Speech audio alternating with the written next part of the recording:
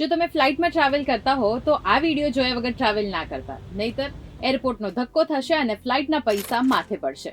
હાય, ગુજરાત સમાચાર સાથે હું છું હેલી. હવે કેબિન લગેજ માટે વજનની સાથે સાથે બેગની પહોળાઈ અને લંબાઈનું પણ ધ્યાન રાખવું પડશે. બ્યુરો ઓફ સિવિલ એવિએશન સિક્યોરિટીએ એર પેસેન્જર્સ માટે હેન્ડબેગની પોલિસીને અંગે નવા નિયમો લાગુ કર્યા છે. ઇન્ડિયાની કોઈ પણ એરલાઇન્સમાં તમે ડોમેસ્ટિક ઓર ઇન્ટરનેશનલ ફ્લાય કરી રહ્યા હો તો તમે 7 kgની એક જ બેગ લઈ જઈ શકશો. 7 kgને બે અલગ અલગ બેગમાં ડિવાઈડ કરીને લઈ જતા હશો તો એવી રીતના પણ નહીં લઈ જઈ શકો. જો એવું કર્યું હશે તો એક બેગ તમારે ચેક ઇનમાં આપી દેવું પડશે. અને જે ફર્સ્ટ ક્લાસ ઓર બિઝનેસ ક્લાસમાં ટ્રાવેલ કરતા હોય તેમના માટે 10 kgની લિમિટ છે. તો હવે જે કેબિન બેગ આપણે લઈ જઈએ છીએ એ બેગની સાઇઝમાં પણ તમારે ધ્યાન રાખવું પડશે. એની હાઇટ 55 સેન્ટીમીટર, લેન્થ 40 સેન્ટીમીટર અને વિડ્થ 20 સેન્ટીમીટરથી વધારે ના હોવી જોઈએ. અને એ કેબિન બેગનું ડાયમેન્શન 115 સેન્ટીમીટર કરતાં વધારે ના હોવું જોઈએ.